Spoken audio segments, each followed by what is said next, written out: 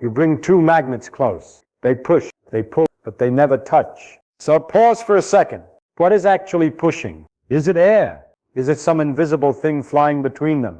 Or is space itself doing something strange? If you remove everything between the magnets, the force is still there. That should bother you, because it means nothing is not nothing at all. It means empty space can act, store energy, and give directions. Once you see what's really between the magnets, you'll never think about space the same way again. Outline 1. Nothing, something or space itself. Take two magnets and hold them close. You feel a push or a pull. But look carefully. They never touch. So what's doing the work? Most people say nothing. Some say something invisible. Others say it's just space. But space doing something sounds strange, right? We usually think space is just where things happen. A stage. Empty. Passive. Now pause for a second. If it were truly nothing, absolutely nothing, then nothing could happen there. Yet something clearly does. Energy moves. Direction matters. The magnets seem to know where each other are. So maybe it's not a thing like air or dust.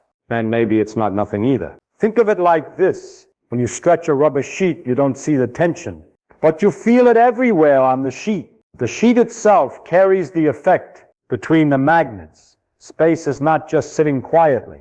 It has a condition, a shape, a tendency, not particles flying back and forth, not magic, just space behaving in a particular way. And that's the strange, beautiful idea. The universe doesn't always need stuff to push things around. Sometimes the between is enough. Once you see that, I can never look at empty space the same way again. Outline 2. The invisible structure doing work. You take two magnets and bring them close. You feel a force, a push, a pull. But look carefully. Nothing is touching. So what is actually doing the work? This is where things get interesting, because the work is real. Your hand feels it. The magnet moves. Energy is involved.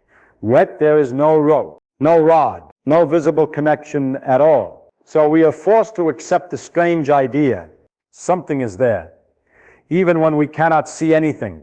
Now it is tempting to imagine tiny invisible particles flying back and forth, like little messengers carrying the force. That feels comfortable. That feels like how things usually work. But this situation is deeper than that. Instead of thinking about objects, think about structure. Imagine the space around the magnet is not empty, silence. Imagine it is organized, shaped, different in different directions, not filled with stuff like air, not crowded with particles you could scoop up, but structured in a way that tells other magnets how to move. This structure exists even when nothing else is nearby. Put one magnet alone on a table. Around it, space already knows something. It knows which direction is north. It knows where another magnet would feel a push or a pull. That knowledge is spread out through space. And here is the surprising part. That structure can store energy. It can transfer energy. It can change over time. If you move the magnet, the structure changes. If you bring another magnet close, the structure rearranges itself, and the magnets respond to that rearrangement. So the force is not jumping directly from one magnet to the other. The force comes from the space in between doing something. This is why the word field exists. Not as a fancy word, but as a necessary one. The field is a way to describe how space itself is set up to do work. When a magnet pulls another magnet, it is not reaching across space to grab it. The magnet changes the field around it. The other magnet responds to the field where it is sitting. Nothing travels instantly. Nothing cheats distance. Everything happens locally, right where the magnet is. This idea fixes a deep problem, because if forces acted instantly across empty space, the universe would be very strange and very broken. Instead, space carries instructions, quietly, everywhere. And this is not just about magnets. Light works this way. Electric forces work this way. Even gravity follows the same idea. The universe prefers structure over strings. Now here's a playful thought. If you could see this invisible structure, the space around the magnet would not look empty at all. It would look tense, curved, alive with direction. But your eyes are not built for that. Your brain is built for apples, rocks, and falling things, not invisible structures doing invisible work. So nature forces us to stretch our imagination. Once you accept this idea, something magical happens. You stop asking what thing is pushing, and you start asking how is space behaving here. That shift is powerful, because it tells us the universe is not made only of objects. It is also made of relationships, patterns, rules written into space itself. The magnet is just the source. The real action is everywhere around it. And suddenly, empty space doesn't feel empty anymore. It feels like the most active part of the story. Quiet, invisible, but doing all the work. Outline 3, feels, not stuff, still real. Let's start with a very ordinary question. When something is real, what does that mean? Usually we think real means you can touch it. You can pick it up. You can see it. You can bump into it. A table is real. A rock is real. Air feels less real, but you can feel it push your face when you run. So fine, air counts. Now think about a magnetic field. You cannot see it. You cannot grab it. You cannot scoop it into a box. So the brain gets uncomfortable. It whispers. Maybe it's just an idea. Maybe it's just a math trick. But here's the problem. This not real thing can knock another magnet across the table. It can twist a compass needle. It can store energy. It can change with time. And things that can do work are very hard to call imaginary. So we're forced into a strange position. Fields are not stuff, but they are absolutely real. That sounds like a contradiction, but it isn't. Think about this. Imagine standing on a hill on a windy day. You don't see the wind, but you feel pressure on your body. You see trees bend. You hear sound change. The wind is made of moving air, so eventually we say, okay, it's stuff. But the experience of wind is not about grabbing molecules one by one. It's about a condition of space around you. A field is even more subtle. A field does not mean space is filled with tiny particles waiting to be discovered. A field means space has properties. At each point in space, something is defined. A direction, a strength, a tendency. If you put something there, it will behave in a particular way. That's it. No hidden gears. No invisible hands. Now let's focus on magnets again, because they are honest teachers. Put one magnet on a table, all by itself. Nothing dramatic is happening. No motion, no sparks, just a quiet magnet. But the space around it is not quiet. Every point around the magnet has information written into it. If you place another magnet here, it will rotate this way. If you place it there, it will move closer. If you flip it, it will be pushed away. That information exists even before the second magnet arrives. That's the key idea. The field is not created only when something reacts. The field is already there. So asking, is the field real, becomes like asking, is the slope of a hill real before a ball rolls down it? The hill doesn't wait for the ball to exist. The shape is already there. Now here's where intuition struggles. We are used to thinking that only objects can carry energy. The moving ball has energy. The compressed spring has energy. But a field can hold energy too. Stretch space with a magnetic field, and you have stored energy in the field itself. Move magnets around, and energy flows from one place in space to another, not through empty nothing, through the field. This is why fields had to be invented. Not because scientists wanted fancy language. Because without fields, energy would be teleporting across space, and nature refuses to do that. Nature is very strict. Everything happens locally. Right here influences right next door, and the influence spreads step by step. Fields make that possible. When one magnet moves, it doesn't instantly tell another magnet far away what to do. It changes the field nearby. That change travels through space. Then the distant magnet responds when the change reaches it. Slow, causal, orderly, no spooky jumps. Now let's clear up a common misunderstanding. The field is not a substance floating around. You don't swim through it. You don't breathe it. It's more like rules attached to locations. At this spot in space, if a magnet appears, it feels this force. At that spot, it feels a different one. The field is the rule book of space. And rule books can be real, even if they are not objects. Think about temperature. You can't touch temperature. You touch hot objects. But temperature tells you something real about a place. Or think about pressure.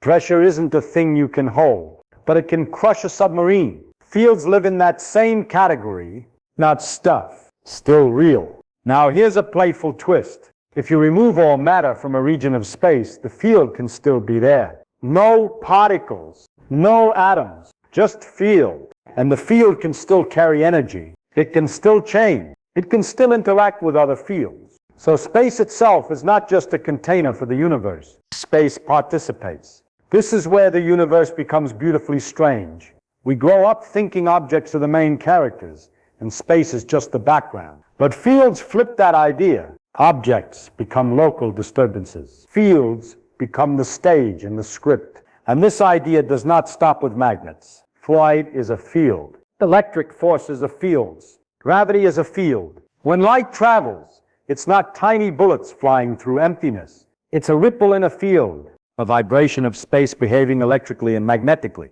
So when sunlight warms your skin, it's not the sun throwing stuff at you. It's space between you and the sun doing a dance. That's a wild thought. Now a curious mind might ask, okay, but if fields are real, why can't we see them? Because evolution did not prepare your eyes for that job. Your senses are tuned to survival, not truth. They detect edges, motion, and danger, not invisible structures shaping reality. So we build tools. We use iron filings. We use sensors. We use math as a kind of vision. And suddenly, the invisible becomes consistent, predictable, reliable. That's the sign of something real. If fields were just imaginary, they would fail under pressure. They would break when tested in new situations, but they don't. They work every time. Your phone works because fields behave exactly as expected. Power lines work because fields carry energy through space. Medical scanners work because fields respond with precision. Reality keeps voting yes. Now here's the deepest part. Once you accept fields as real, the idea of nothing disappears. Empty space is not empty. It is the most active thing there is. It can stretch. It can vibrate. It can carry energy and momentum. It can even curve. So when you ask what's between the magnets, the honest answer is not nothing. And it's not stuff. It's structure. And structure can be just as real as matter. That realization changes how you see the universe. You stop imagining forces as mysterious pushes across emptiness. You start seeing reality as a network of local interactions, smoothly connected through fields. Everything talks to its neighbors. Nothing shouts across the room. The universe is polite like that. And the next time someone says a field isn't real because you can't touch it, you can smile. Because reality is not limited to what hands can grab. Some of the most powerful things in the universe are things you can only understand, not whole. Fields are not stuff. Still real. Outline. Forces without touching at all. Take a moment and think about how forces usually work in your everyday life. You push a door, and your hand touches the wood. You pull a rope, and the rope pulls back. You kick a ball, and your foot collides with it. Touch feels essential. No touch, no force. That idea feels so obvious that we almost never question it. And then magnets quietly ruin everything. You bring two magnets close. Your hands feel resistance. The magnets move. Energy changes. But there is a small gap between them. And that gap never disappears. No contact, still force. So the first honest question is simple. How can something push without touching? For a long time, people tried to explain this in familiar ways. Maybe something invisible stretches between them. Maybe tiny particles fly back and forth. Maybe it's some kind of hidden mechanical trick. But every simple picture breaks down when you look closely. Because whatever is happening does not behave like ordinary stuff. If forces work by invisible ropes, those ropes would have weight. If they work by particles shooting back and forth, you could detect traffic. But experiments refuse to cooperate with those ideas. Instead, nature offers a stranger answer. The force is not coming from the object directly. The force comes from the space where the object is. That sentence sounds wrong at first. So let's slow it down. Imagine you are standing near a fire. The fire does not touch you, but you feel heat. Something travels through the space between you and the flames. That feels acceptable, because we know heat can move. But now imagine something even quieter. Imagine a place in space that already knows how things should move if they arrive there. That knowledge does not wait. It does not switch on when objects appear. It is already written into the space. This is the heart of forces without touching. A magnet does not reach out and grab another magnet. It changes the condition of space around it. Another magnet, sitting in that changed space, responds. No touching required. Think of a landscape. A hill does not push a ball. The ball rolls because of the shape of the land beneath it. The hill and the ball do not reach across distance to talk. The ball simply reacts to where it is. That is how forces work. When a force seems to act at a distance, what is really happening is local. Each tiny region of space has rules. Those rules tell objects how to move if they are there. And those rules can change. So when one object moves, it changes the nearby rules. That change spreads outward, and other objects respond. When the change reaches them, nothing touches. Everything still makes sense. This idea solves a very deep problem. Because if forces acted instantly across empty space, the universe would have no speed limit for influence. One object could affect another immediately, no matter how far away it was. Nature strongly dislikes that idea.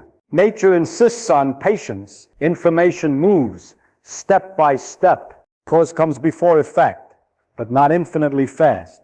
Forces without touching obey that rule. Now, let's talk about why this feels so uncomfortable. Our brains evolved to deal with solid things. Rocks, trees, animals. We understand pushing and pulling through contact because survival depended on it. But the universe does not care how our brains feel. It only cares about consistency. And consistency demands that forces act locally, not magically. So the universe uses fields. A field is not an object reaching out. It is space behaving differently in different places. When you say two objects attract each other, what you really mean is this. Each object changes the field around it. The field tells the other object how to move. It sounds abstract, but it is incredibly practical.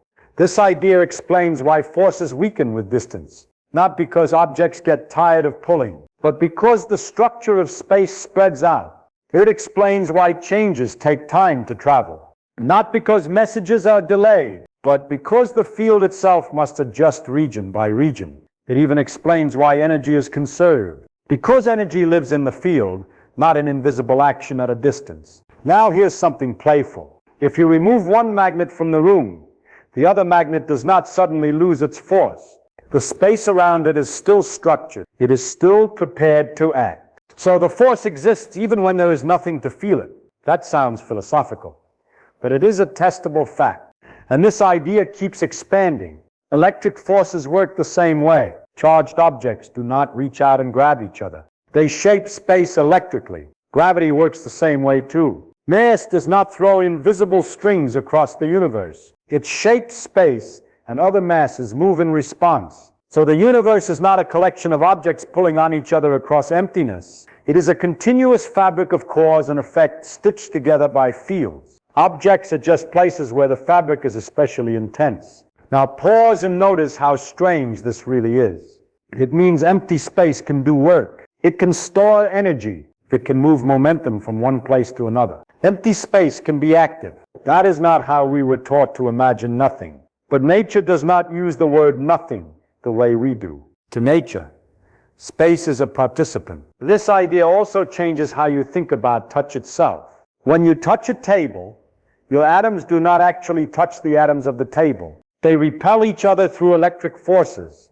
So even touch is really forces without touching. The solid feeling is an illusion created by fields doing their job extremely well. Once you realize that, the world feels slightly different. You start seeing interactions everywhere, not as collisions of hard things, but as conversations through space. Every push, every pull, every motion is space responding to conditions. The universe whispers instructions locally, and everything listens. There is no central control, no long-distance shouting, just space, quietly telling matter how to behave. And that is the beautiful part. Forces without touching are not spooky. They are elegant. They show that the universe prefers smooth connections over abrupt actions, continuity over jumps, local rules over distant commands. So the next time you feel a force without contact, don't imagine invisible hands reaching out. Imagine space itself leaning, stretching, and guiding motion, because that is what is really happening, not touch,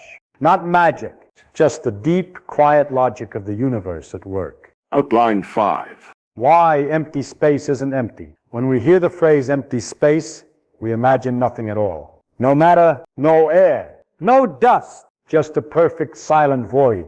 It sounds peaceful. It sounds boring, but that picture is completely wrong. Empty space is not nothing. It is the most active part of the universe. Let's start with something simple. Remove all the air from a room. Pump out every molecule. What's left? You might say nothing, but light can still cross the room. Radio signals still pass through. Magnetic forces still work. So something is clearly there. That something is space itself, carrying structure and rules. Even when no particles are present, space can hold fields, electric fields, magnetic fields, gravitational influence. These are not decorations added later. They are part of what space is. A region of space can have tension, direction, energy. If you place a charged object nearby, space responds. If you move a magnet, space changes. If a massive object sits somewhere, space bends. None of this requires filling space with matter. This already tells us that emptiness is not empty. Now let's go deeper. Even when there are no magnets, no charges, no masses nearby, space is still restless. At very small scales, space is never perfectly calm. It flickers. It fluctuates. Energy briefly appears and disappears. Not because someone is cheating the rules, but because the rules themselves allow it. These tiny fluctuations usually cancel out. They don't build mountains or throw objects across rooms. But they are real. They can be measured. They can be detected. They have consequences. So even the quietest space imaginable is alive with activity. This is hard to accept because we like clear categories. Something or nothing, on or off, full or empty. Nature doesn't care about our categories. To nature, space is a physical thing, not a substance, but a participant. Think of space like a stretched fabric. You don't see the tension unless something interacts with it.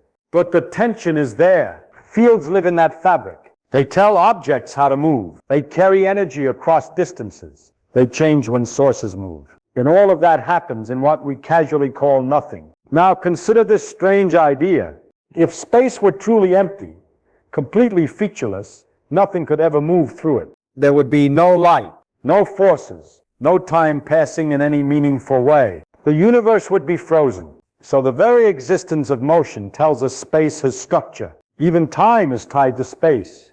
Events happen because space allows change. Because space supports cause and effect. That means empty space is doing work all the time. It allows waves to travel. It allows energy to spread. It allows influence to move step by step instead of jumping magically. This is why empty space is trustworthy. It doesn't allow shortcuts. It enforces limits. Nothing can affect something else instantly across space. Changes must propagate. Information must travel.